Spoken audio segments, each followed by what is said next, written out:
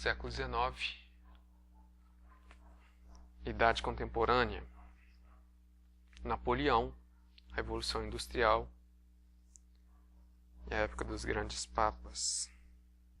Napoleão se declara imperador em nome da Revolução Francesa e declara uma espécie de guerra à Igreja Católica velada, porque para ele a Igreja não é religião oficial, apenas uma maioria. Ela poderia ser exercida livremente na França, entre aspas, porque deveria se conformar com os regulamentos da polícia. E a Santa Sé, de acordo com o governo, faria uma nova circunscrição das dioceses francesas. Todos os bispos seriam demitidos e o governo teria faculdade de nomeá-los. Napoleão designaria bispos e o Papa os erigiria canonicamente. O clero juraria fidelidade ao regime e os padres casados seriam reduzidos a leigos.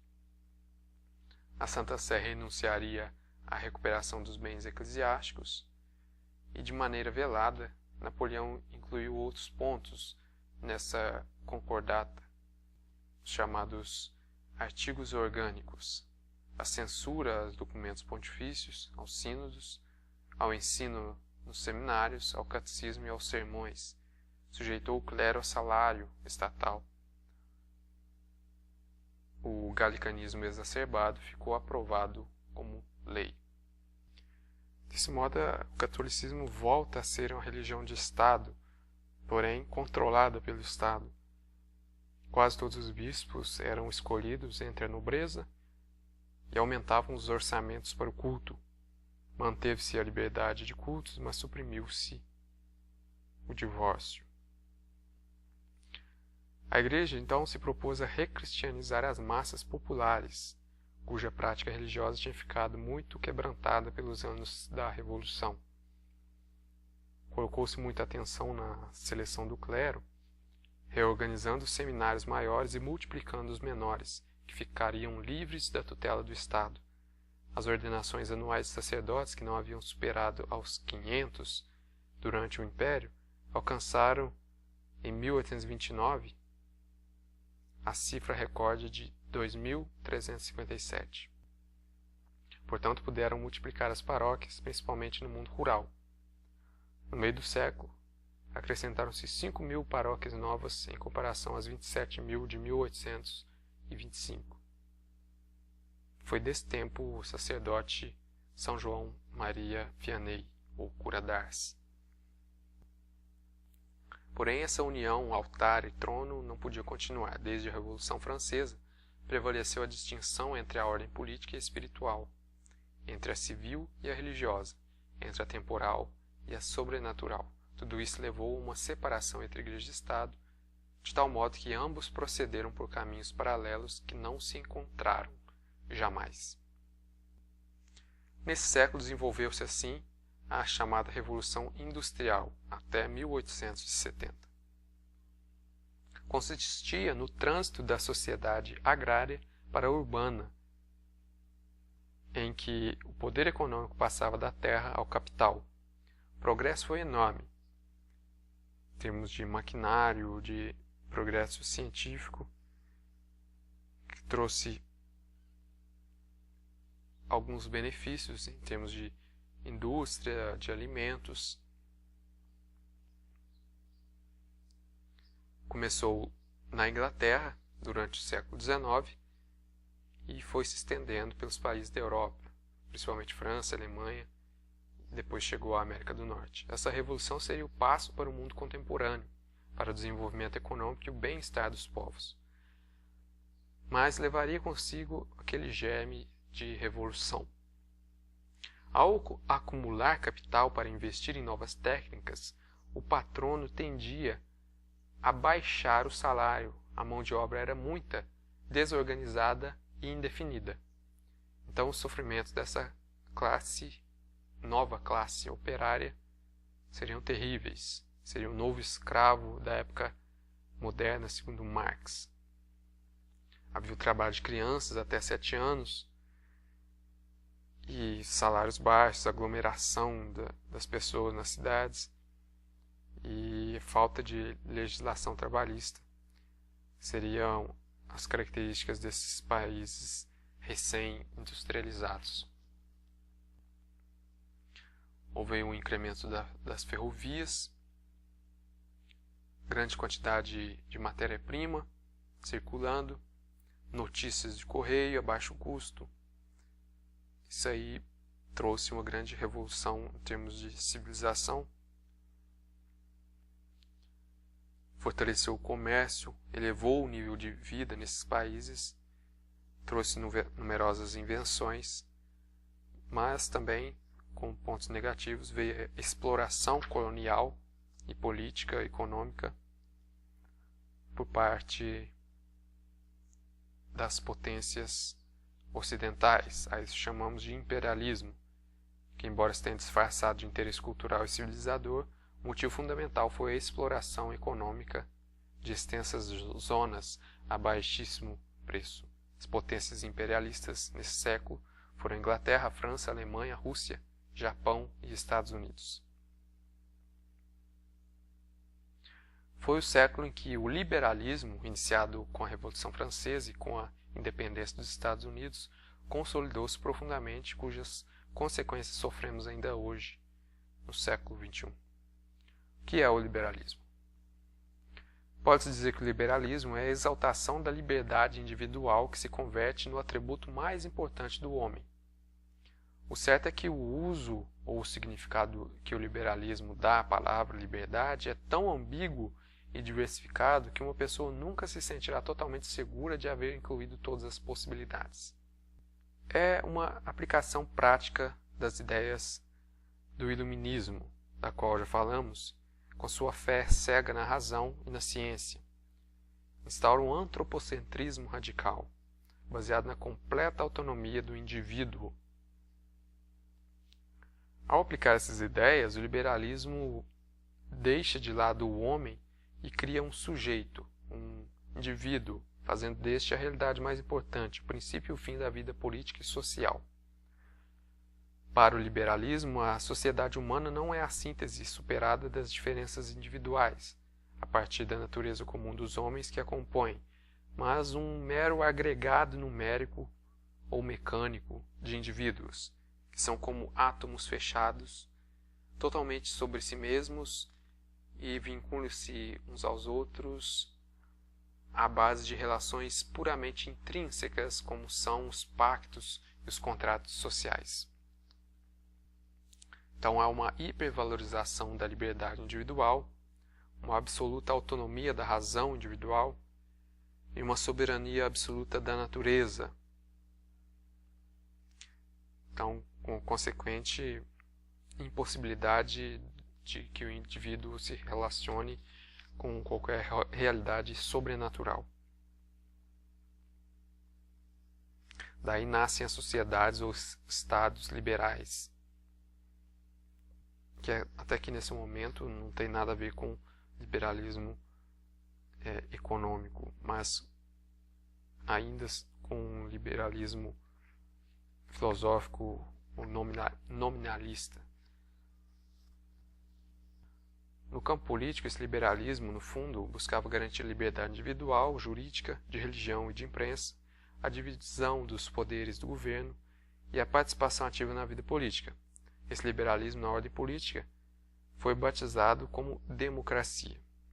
Isso não significa que a democracia tenha sido inventada pelo liberalismo, senão que este se apropriou desse termo para designar o sistema político de sua invenção. Essa não é a democracia que nos transmitiram os gregos. Mas, ao contrário, tem aí no seu seio aí um relativismo, uma indiferença, uma libertinagem. No campo econômico, esse liberalismo estava atacando o mercantilismo. Defendia que a busca do interesse privado sustenta a produção e que esses produtos combinam-se naturalmente na oferta e na demanda. A riqueza dos povos estava então no trabalho individual. E era necessário então que as legislações outorgassem plena liberdade de comércio e de trabalho para os autônomos. No campo cultural, esse liberalismo engendrou a corrente cultural chamada romantismo, que era o gosto da burguesia e estava muito ligado ao nacionalismo do século XIX. O sonho do romantismo não durou muito. Nesse mesmo século, essa liberdade romântica viu-se ameaçada pela Revolução Operária e por uma corrente crítica da moral burguesa, da miséria e pobreza da sociedade. Essa nova corrente chamava-se naturalismo e realismo, caracterizada por um forte anticlericalismo. Nascia aí também a antropologia ateia de Feuerbach e Nietzsche, e o materialismo histórico com Marx e Engels. No campo filosófico, Kant ensinou que o conhecimento humano é incapaz de conhecer as coisas em si mesmas, pois unicamente se conhecem os fenômenos mediante a experiência. A razão não poderia demonstrar a existência de Deus, nem tampouco era aceitável a revelação.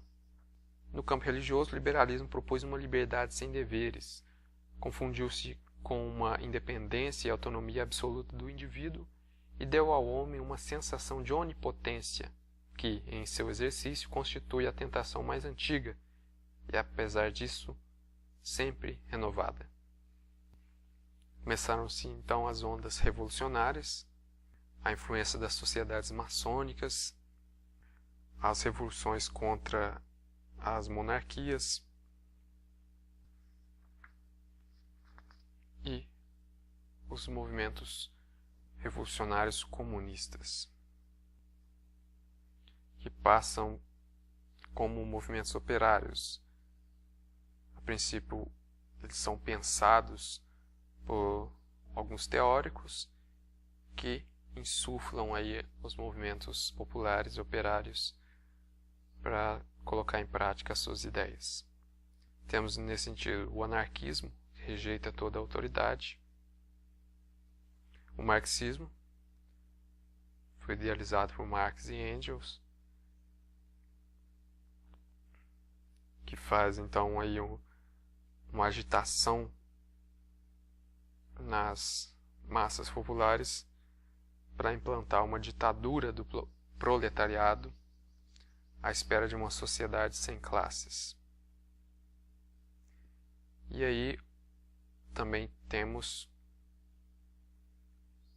o movimento internacional de trabalhadores. Alguns sindicatos conseguiram unir-se internacionalmente pelos interesses dessa classe trabalhadora, mas com esse viés marxista e ou anarquista de fundo. Nesse século XIX são restauradas aí as casas jesuíticas. Pio VII restaurou a Companhia de Jesus em 1814. Santa Madalena Sofia Bará fundou as Religiosas do Sagrado Coração. São Marcelino fundou os Irmãos Maristas. A Sociedade das Filhas do Coração de Maria, criada. As Conferências de São Vicente de Paulo por Frederico Rosanã. São João Bosco funda a Congregação dos Salesianos e a Congregação das Filhas de Maria Auxiliadora. É fundado os Oblatos da Virgem Maria, os Oblatos de Maria Imaculada, os Claretianos, os Paulistas, os Combonianos e a Sociedade do Verbo Divino. Temos aí como santos desse período São João Maria Vianney, Santa Teresinha do Menino Jesus e Santa Bernadette Soubirous, para quem a Virgem Maria apareceu em Lourdes. Foi um século também de muitas dificuldades nas missões, por perseguições à igreja. Por exemplo, na Índia, os ingleses sufocavam a pregação católica. Na China, o avanço foi extremamente lento. Na Coreia, havia perseguição. A Turquia publicou um decreto de tolerância, mas 4 anos depois, 1860, foram mortos cristãos no Líbano e na Síria. No Cairo, em Beirute, os jesuítas fundaram alguns colégios. O Japão proclamou a liberdade de culto em 1884. Na Austrália, funcionou a Diocese de Sydney a partir de 1842. E na África, pregou-se o Evangelho, principalmente na Argélia, Marrocos, Sudão e Serra Leoa. Nesse século, temos o grande Papa Gregório XVI, que condenou os erros do liberalismo. Temos Pio IX, com a exaltação do papado, convocando aí o Concílio Vaticano I. Leão XIII, com o início da compilação da doutrina social da Igreja, com a sua encíclica Rerum Novarum, falando sobre o direito dos trabalhadores. E é nesse clima que termina o século XIX e inicia-se o século XX.